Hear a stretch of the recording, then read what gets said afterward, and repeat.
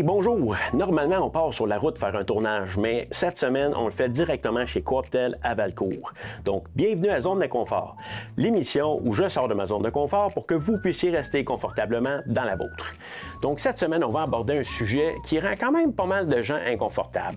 On va parler de sexualité. Bon, vous vous demandez qu'est-ce qu'il y a à rendre les gens inconfortables avec la sexualité. Trouvons un petit exemple. Bon, vous avez 13 ans, vous êtes assis confortablement sur le divan à regarder la télévision entre vos deux parents quand soudainement il y a une scène de sexe torride à l'écran. Bon, je sais pas pour vous, là, vous l'avez peut-être mis dans un tiroir puis lancé la clé, mais moi je m'en rappelle. L'ambiance était vraiment lourde, très désagréable. Je savais pas quoi faire, où regarder, comment me sentir. Bref, c'était vraiment inconfortable. Bien, il reste que je viens d'une famille anglophone avec un père jeune boomer, quand même conservateur et croyant. Donc la sexualité, c'était pas nécessairement un gros livre ouvert à la maison. Bon, ceci étant dit, cette semaine, je veux aborder la sexualité. On va aborder les genres et l'identité ensemble pour être capable de répondre aux questions inévitables de mon garçon de 10 ans. Puis je sais pas pour vous, là, mais pour moi, la dernière fois que j'ai utilisé le mot binaire, c'était au secondaire en écrivant du DOS sur un ordinateur Commodore 64. Donc, allons rejoindre Samuel Baudouin pour le reste de l'émission.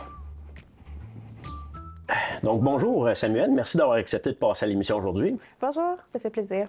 All right. Donc, Samuel, explique-moi, c'est quoi ton titre professionnel et pour quel organisme tu travailles, s'il vous plaît?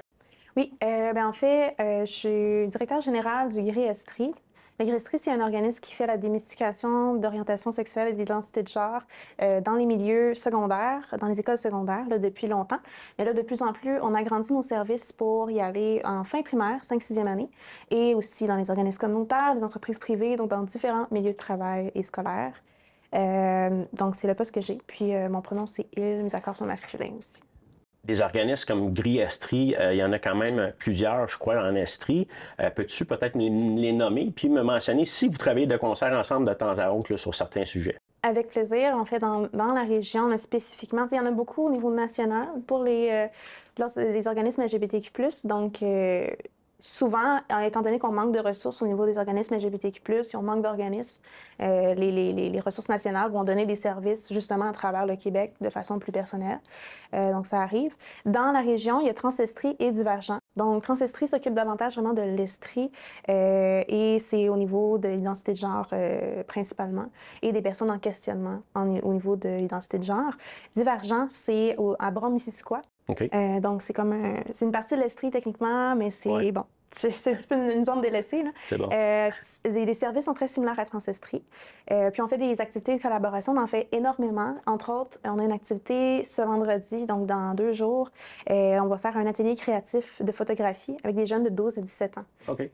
Donc, c'est sur l'acceptation et l'intimidation. Donc, c'est pour leur permettre de se réapproprier leur situation d'intimidation en lien avec leur réalité LGBTQ+, puis de le mettre en photographie. Puis il va y avoir un vernissage avec ça là, ensuite. Mais c'est plusieurs types d'activités qu'on fait ensemble. On a aussi collaboré la semaine dernière au niveau de la fierté Sherbrookeoise. Donc, c'est assez commun. OK. Donc, une communauté très collaborative, dans le fond. Puis là, quand je t'ai téléphoné, la première fois, quand on s'est parlé au téléphone, tu m'as mentionné ouvertement que tu es un homme trans. L'autre question que j'avais suite à ça, c'est est-ce que tu t'affiches tout le temps aussi ouvertement dans les situations publiques et sociales? C'est une bonne question. D'une certaine façon, surtout avec mon rôle de directeur général, oui, dans les espaces publics, je m'affirme de cette façon-là avec les gens. Puis, tu sais, à chaque fois que je rencontre une nouvelle personne, souvent, je dois l'expliquer. Étant donné que ma transition médicale n'est pas très avancée, moi, j'ai choisi de faire une transition médicale, mais ma voix est encore très aiguë. Donc, souvent, quand je parle, les gens voient que je suis assignée femme à la naissance, malheureusement. Donc, je dois expliquer ma réalité. Donc, c'est une des raisons pour lesquelles je l'explique. Par contre, le bémol que j'ai envie de donner, dans ma vie personnelle, je ne le fais pas tout le temps. Okay. Des fois, là, en ce moment, oui, mais pendant des années, j'ai évité de faire des coming out à certaines personnes parce que je ne me sentais pas en sécurité. Parce que c'est sûr que quand tu fais des coming out à des personnes, c'est que tu fais confiance à ces personnes-là avec ton intégrité physique, ton intégrité psychologique. Et malheureusement, je ne pouvais pas aller là avec certaines personnes. Donc, je ne leur faisais pas de coming out pendant longtemps. Okay. Et c'est souvent pour cette raison-là aussi qu'il y a des personnes trans qui ne font pas de coming out avant des années parce qu'ils ne se sentent pas en sécurité dans leur milieu. Oui, j'imagine. Aujourd'hui, on va aborder la sexualité, puis je vais être bien franc avec toi, Samuel. Je n'ai jamais été super à l'aise avec tout ça.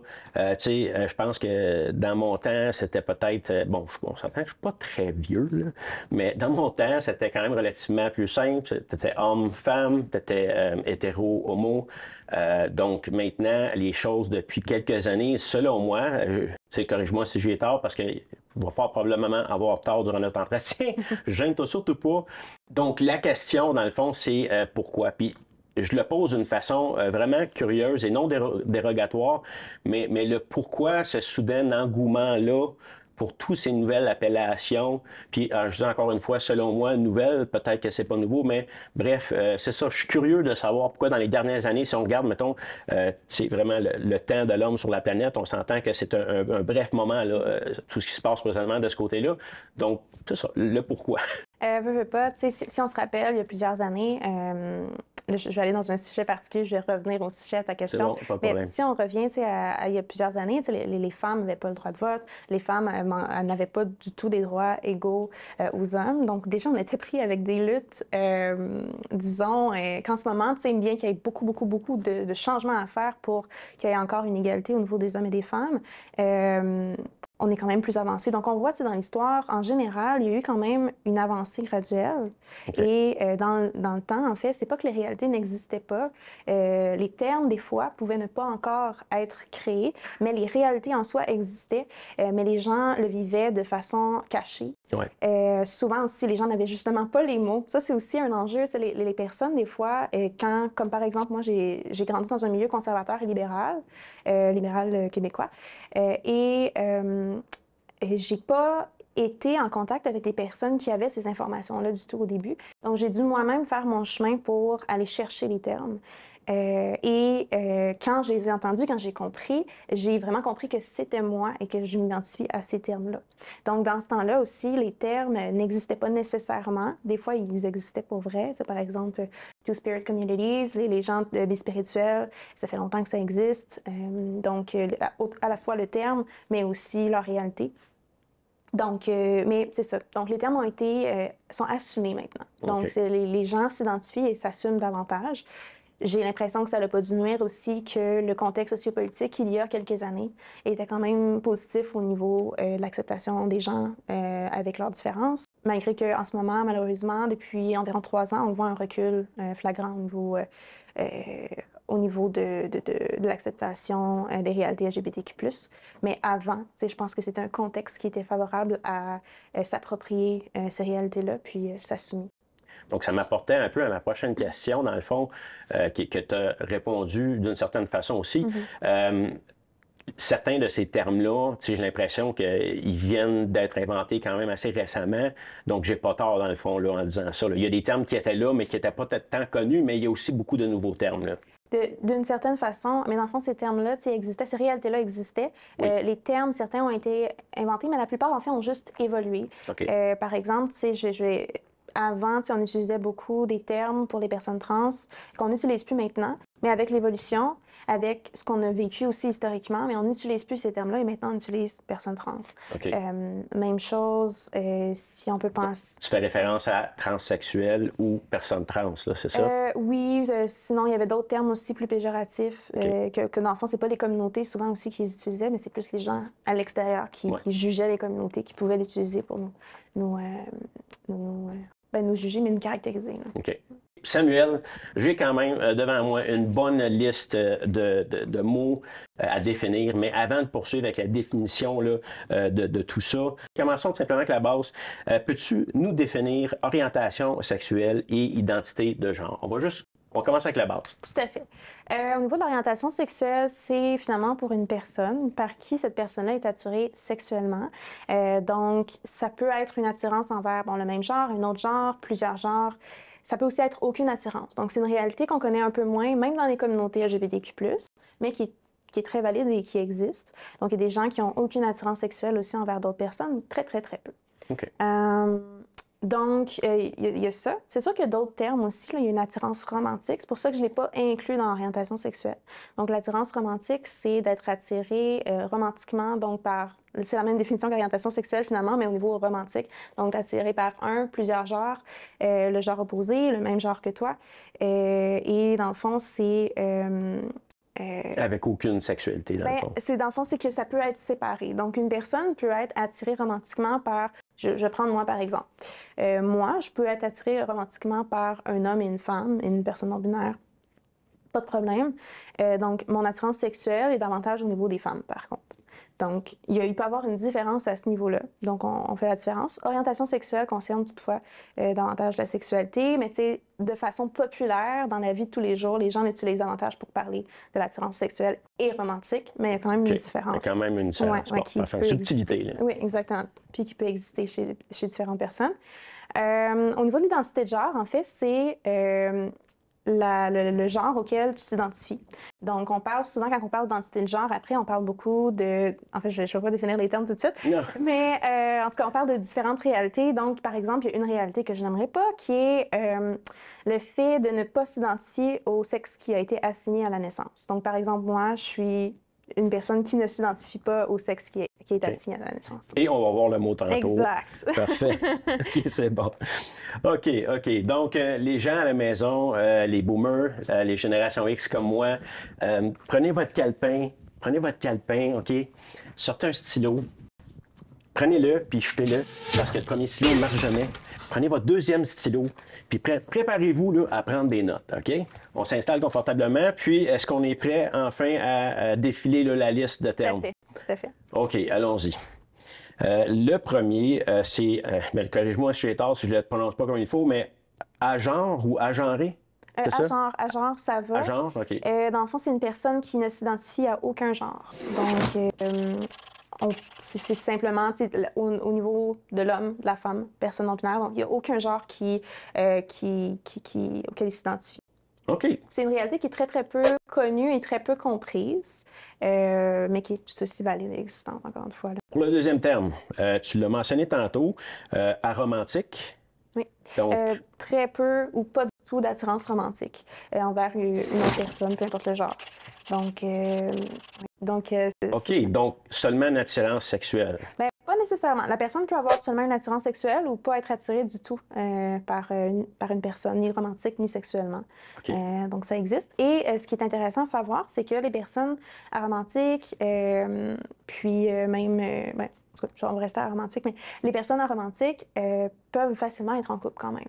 Parce que, tu sais, comme toute personne, tu sais, les gens aromantiques ont quand même souvent des envies d'être en relation, qu'elles soient romantiques ou non.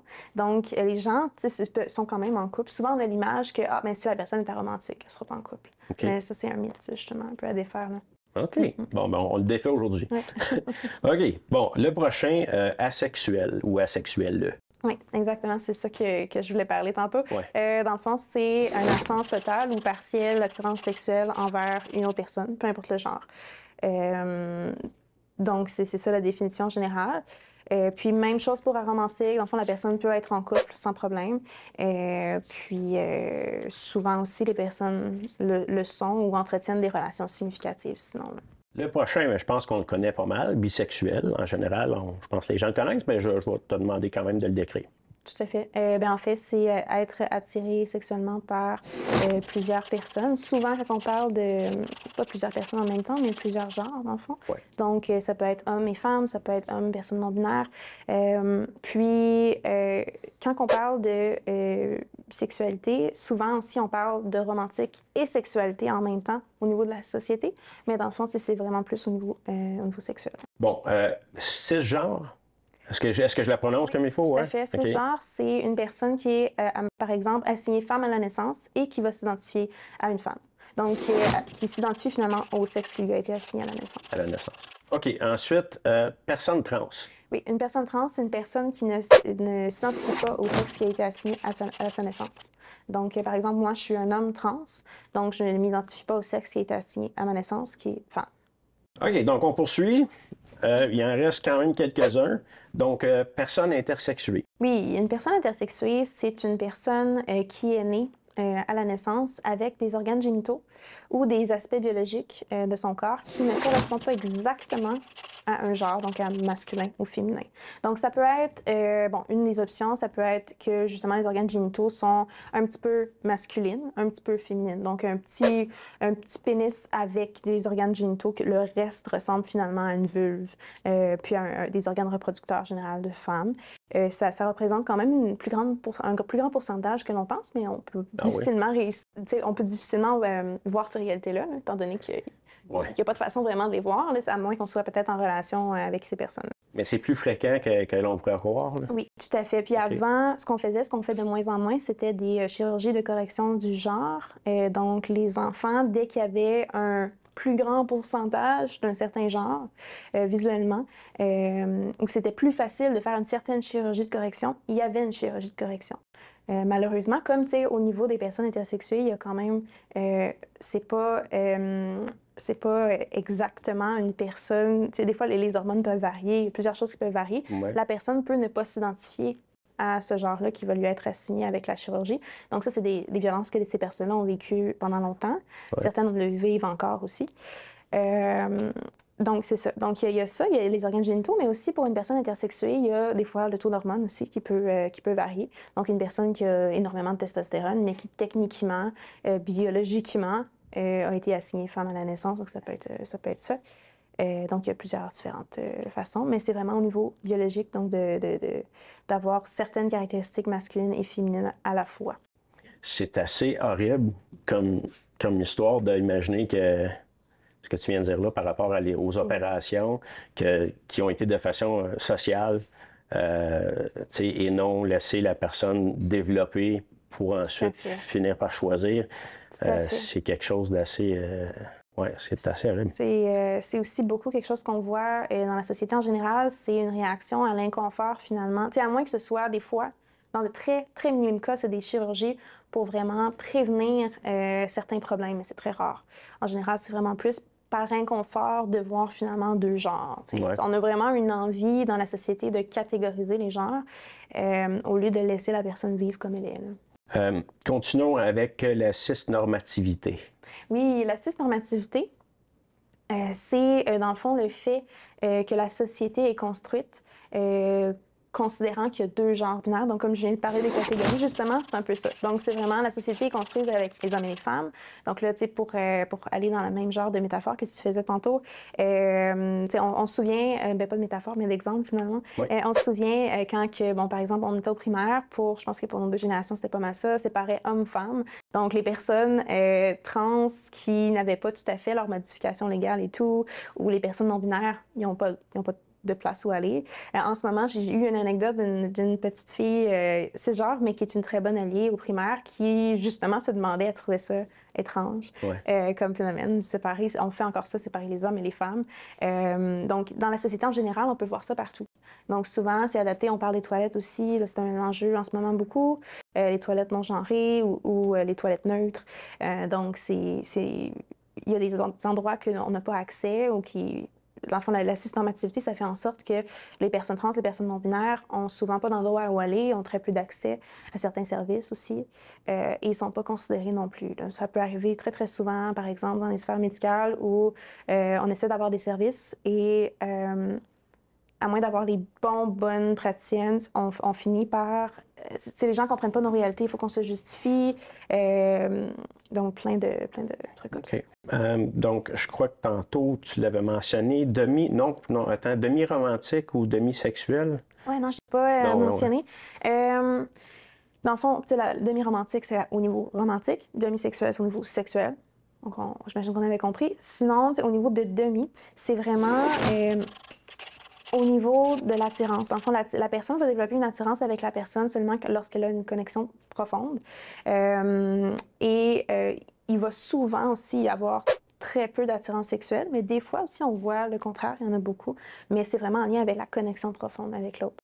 Les personnes démiromantiques et démisexuelles aussi, un des enjeux qui vivent souvent, les choses qui se font répondre, c'est « Ah, ben moi aussi, quand j'aime ma blonde, j'aime mieux avoir du sexe. » C'est des genres de phrases comme ça. C'est sûr que si tu as une connexion, j'imagine, psychologique avec la personne, ça doit être plus plaisant en général, mais c'est vraiment une réalité différente. Puis souvent, les gens essaient de faire des comparaisons avec bonne volonté, j'imagine, pour comprendre, mais ça efface un peu leur réalité parce que elle et elle le vivent vraiment différemment. Là, j'ai un mot anglophone. Je ne sais pas s'il s'applique à autre chose qu'on a mentionné tantôt, mais gender fluid. Oui, gender fluid. Plus ou moins. Dans le fond, gender fluid est souvent sous le terme parapluie non-binaire. Donc, dans la non-binarité, il y a plusieurs types de non-binarité. Gender fluid, ça dit dans le nom, c'est fluid. Donc, le genre peut varier. Donc, il peut varier dans le temps, souvent. Donc, la personne va se sentir un peu plus masculine, un peu plus féminine selon le temps. Okay. Donc, des fois, ça se fait sous différentes formes. Là. Il y en a que c'est vraiment en gros morceaux de quelques mois, puis il y en a que c'est vraiment plus constamment changeant. Ah ouais. Donc, il y a vraiment beaucoup de sous-termes comme ça pour la non-binarité qui sont intéressants à voir aussi pour mieux comprendre la réalité. Donc, quelqu'un qui veut vraiment juste se promener d'un à l'autre à sa guise, là.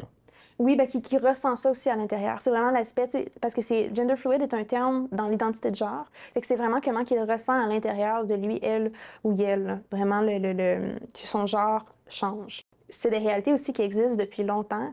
C'est pas un équivalent parce que, bon, il y a l'aspect culturel, mais un terme, je pense qu'on n'avait pas abordé, la bispiritualité ou two spirits.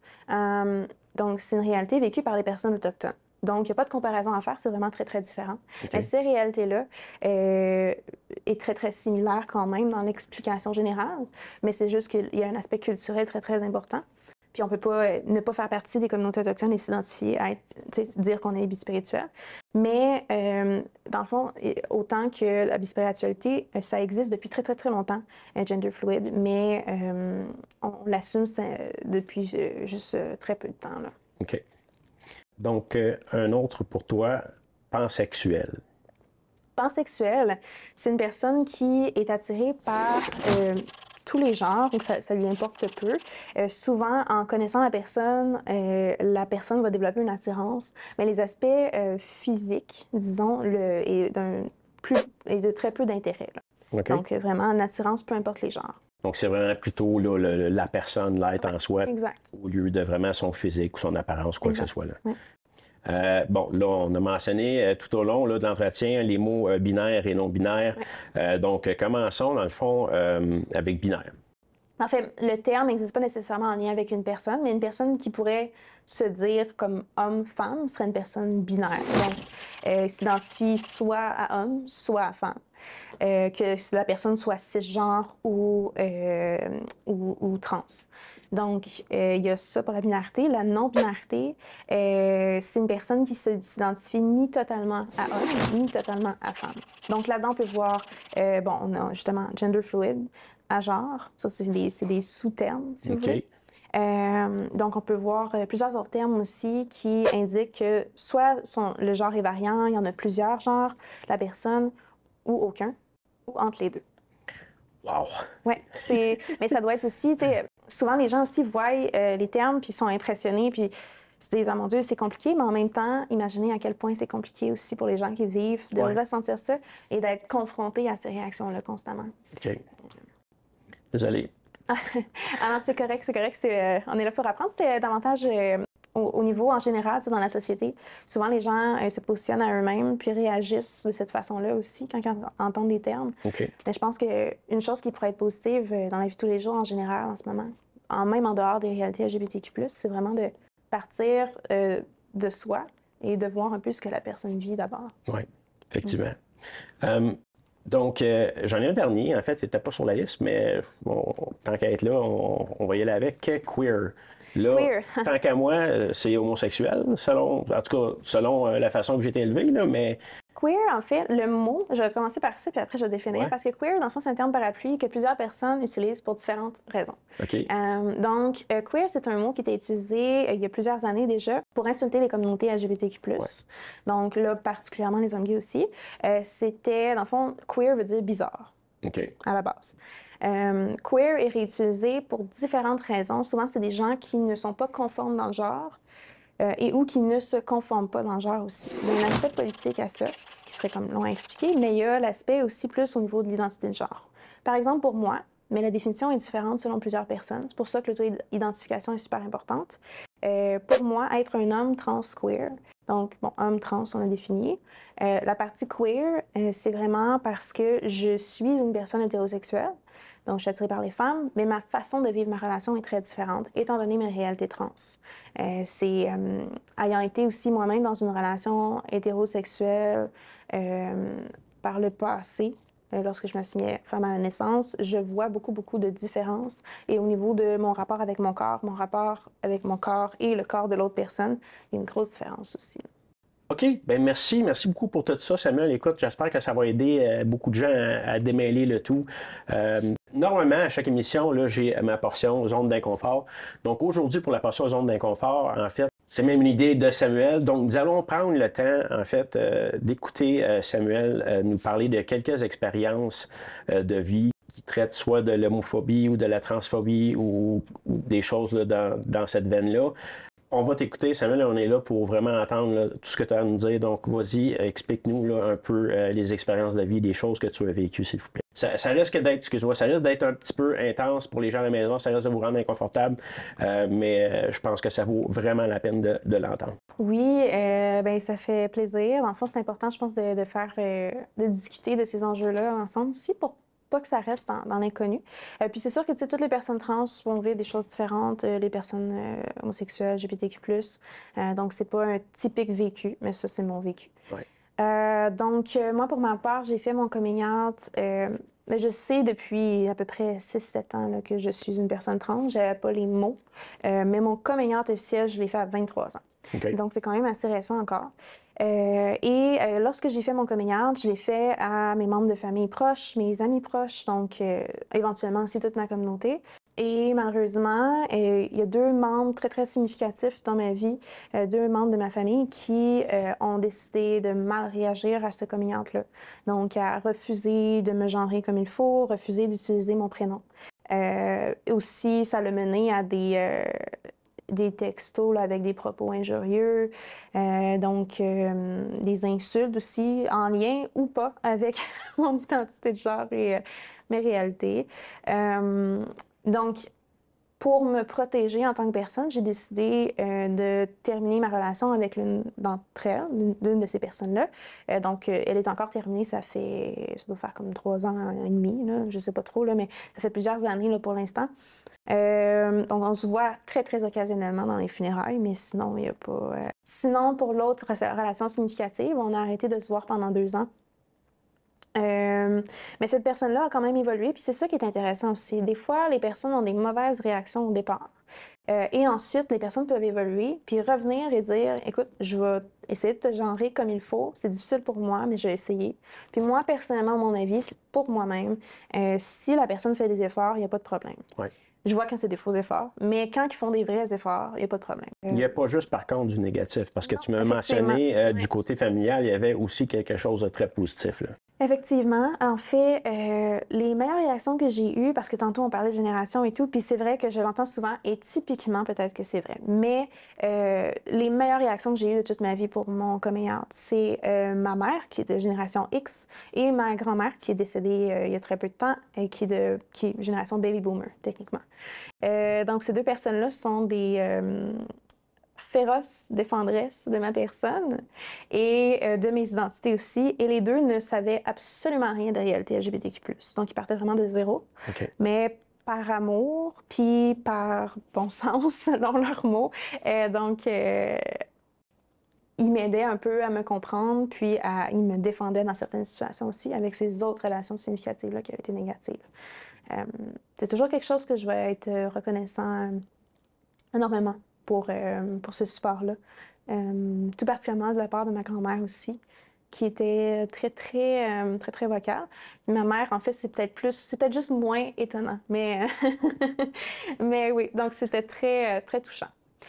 J'ai aussi vécu beaucoup de situations où, bon, je me promène avec ma famille. Présentement, j'ai ma conjointe. Éventuellement, on va avoir un enfant aussi, donc on est dans le processus. Quand je me promène avec elle, je suis quelqu'un de très protecteur. Donc, c'est sûr que je veux pas qu'elle soit en danger, mais je pense que c'est un réflexe naturel aussi un peu, là. Ouais. Mais je suis peut-être un peu plus protecteur. Comme je suis une personne trans, les gens le voient souvent quand je me mets à parler. Des fois, pas avant. Si j'ai un gilet chaud, chose comme ça, ça peut être caché, mais généralement, les gens vont le voir facilement.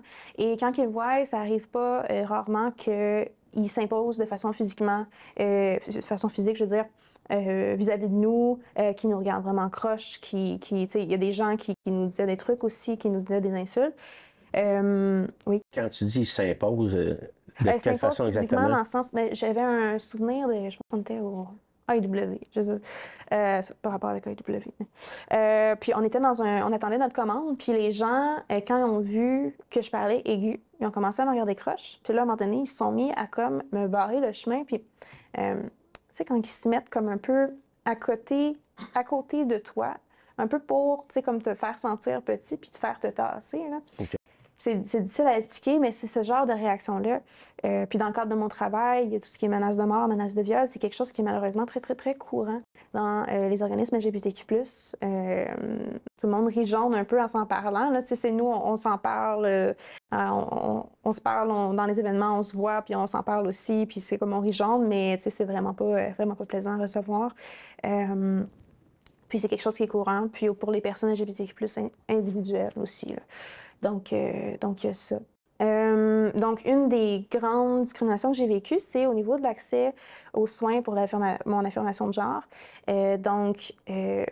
Ma médecin, que je nommerai pas, était très bien intentionnée, pas de mauvaise personne, mais elle ne connaissait pas du tout tout ce qui était transition médicale, tout ce qui était les démarches. Et comme elle ne le connaissait pas, elle ne savait pas à quel point c'était urgent. Malheureusement, il y a des personnes trans qui n'ont pas ces soins-là, qui peuvent développé des problématiques de santé mentale après parce que c'est quand même très difficile de vivre avec une incongruence de genre, donc une différence entre le sexe assigné à la naissance puis le genre auquel tu t'identifies. Donc, il n'y avait pas d'urgence dans sa tête et elle s'est trompée plusieurs fois et finalement, ça m'a pris 2 ans avant d'avoir accès aux soins. Et en fait, j'ai eu accès, là, juste avant, aujourd'hui, là, j'ai eu accès à ces soins-là parce que un de mes amis, finalement, trans, qui a eu accès à ces soins-là, m'a référé. Mais c'est vraiment par cette personne-là, sinon ça aurait duré encore probablement 1 année, là. Donc, ça a pris l'intervention d'une tierce personne pour essayer de faire avancer les choses plus rapidement. Souvent, c'est comme ça qu'on fait aussi, on se réfère. Puis là, moi, je suis référée à Québec et j'habite pas du tout à Québec. Donc, ouais. Mais sans doute très prêt à te déplacer, j'imagine, oui, plus vite. Là, tout à fait. Déjà prévu. Merci beaucoup, Samuel, de ton témoignage. C'est vraiment, vraiment touchant. Merci d'avoir accepté de nous voir aujourd'hui ici puis de nous parler de ça, en espérant que ça va aider des gens, dans le fond, à venir à la réalisation que nous sommes tous seulement des gens qui cherchons notre place ici sur la planète et qui méritent tout simplement l'amour que nous cherchons tous. C'est aussi simple que ça, dans le fond, crime. Ça devrait pas être plus compliqué que ça. Avant le mot de la fin, j'ai d'autres questions pour toi. J'ai tellement de questions tout le temps dans tous mes sujets. Bref, OK, là, présentement, il y a quand même, sur les réseaux sociaux, dans les médias, on entend beaucoup parler, mettons, de parents. Puis là, je sais pas comment aborder ça sans offenser ou sans... Tu sais, c'est vraiment pas le but. Mais je veux savoir peut-être ton opinion ou bref, tu me diras qu'est-ce que tu veux me dire par rapport à ça. Des parents, présentement, qui laissent leurs jeunes enfants décider, si on veut, leur sexe, leur genre, à un âge vraiment vulnérable, vraiment tôt, selon moi, parce que, tu sais, l'âge pour conduire, c'est 16 ans, c'est pour une raison. L'âge pour boire, c'est 18 ans, j'imagine que c'est pour une raison. Tu sais, puis moi, quand je parle d'âge, j'imagine mon fils, tu sais, qui a de la misère, tu sais, à se décider sur des choses très, très simples. J'imagine très difficilement le voir décider une chose si importante, tu sais, mettons, à son âge. Quelle est ton opinion ou qu'est-ce que tu as à me dire là-dessus? Oui, En fait, j'ai pas d'opinion personnelle sur le sujet parce que c'est pas un sujet. J'ai pas à avoir une opinion personnelle sur ce qu'un enfant veut faire avec son corps, considérant qu'il se sent pas du même genre assigné à la naissance. Donc ça me regarde pas. Par contre, tu parlais des âges 16 ans et 14 ans et tout. Techniquement, c'est à 7 ans que les gens, qu'ils soient cis ou trans, savent finalement le genre qui leur a été, le genre auquel ils s'identifient. Donc ici, ça coïncide finalement avec le sexe qui a été assigné à la naissance. Okay. Donc vers 7 ans, vraiment, c'est au niveau du développement de l'enfant, c'est comme ça. C'est sûr qu'il y a des enfants qui se développent un peu plus vite, puis il y a des enfants qui se développent un peu plus lentement. Donc, il y a cette variance-là. Mais à 7 ans, généralement, ils sont conscients, conscientes. Pourquoi il n'y a pas d'affirmation, comme dans mon cas à moi, là, c'est parce que la personne ne se sent pas en sécurité. Mais je me souviens très bien, à peu près à 7 ans, justement, j'avais parlé à ma mère de ça. Puis elle m'avait dit, ben c'était vraiment pas par mauvaise volonté, mais elle m'avait juste dit, ah non, mais ça, toi, c'est pas ça, là, c'est pas ça du tout. Moi, ma mère avait raison à mes 7 ans. J'ai décidé que je la suivais dans ses réflexions, puis que c'était comme ça, et que j'étais pas une personne trans, mais c'est un peu, des fois, les réflexions des enfants. Mais c'est ça. Bref. Mais je me sentais quand même comme ça à 7 ans. Okay. Je me souviens, puis c'était comme très, très, très troublant. Je me souviens du début de la puberté aussi, quand il y a certains attraits féminins qui ont commencé à pousser, à être plus présents. C'était très, très, très dérangeant pour moi, mais je n'avais pas de mots pour l'exprimer. Il y avait ça. Il y a aussi un mythe que les enfants ou adolescents même peuvent avoir les chirurgies, avoir la testostérone, avoir des hormones plus féminisantes. Mais c'est pas vrai. En fait, ce que les adolescents et adolescentes prennent, c'est s'il y a quelque chose qu'ils et elles prennent, c'est des bloqueurs de puberté. Donc, c'est vraiment une façon, finalement, de mettre sur pause leur puberté le temps qu'ils et elles puissent faire leur choix et vraiment voir au niveau de l'identité de genre. Donc, si ça leur correspond, là. C'est vraiment... le personnel médical manque beaucoup de formation, mais quand le personnel médical fait bien sa job, ils font vraiment par étapes. Donc, c'est rare qu'on voit les étapes, mais c'est vraiment par étapes. Et ils s'assurent vraiment que les gens choisissent vraiment ce qui représente leur réalité. OK. C'est vraiment... des fois aussi, ça fait que c'est un peu long, puis des fois, c'est un peu difficile à vivre cette partie-là pour nous. Mais il y a quand même une belle sensibilité à ce niveau-là. Pour le mot de la fin, Samuel, est-ce que tu aurais quelque chose que tu aimerais nous dire avant de nous quitter? Oui, tout à fait. En fait, pour moi, c'est comme un message général aussi. Ça concerne particulièrement les communautés LGBTQ+, mais en général, dans la vie actuellement, on voit une montée de la haine. Mais on voit aussi, en même temps, une montée de l'amour, donc une montée du support. Donc, moi, dans les événements des dernières semaines, j'ai vu beaucoup de personnes alliées qui venaient dans nos célébrations pour nous soutenir. Ce qui est très, très différent d'avant. Donc, c'est bien apprécié. Puis, dans le fond, pour toutes les personnes, c'est vraiment correct de ne pas connaître les réalités. C'est vraiment d'aller voir les personnes puis de s'informer lorsque elles le consentent. Puis, c'est vraiment ensemble, en essayant d'accepter les différentes réalités puis de se comprendre qu'on va évoluer. Pour les communautés LGBTQ+, les personnes qui en font partie, c'est un moment très difficile pour nous en ce moment. Sachez que les organismes LGBTQ+, de vos régions sont très au courant, sont très actifs. Je vous invite à nous suivre, je vous invite à nous contacter s'il y a quoi que ce soit. On est là, on vous voit et on est là pour vous. Bien, merci beaucoup encore une fois. Donc, nous, on se retrouve là, à la prochaine émission de Zone d'inconfort.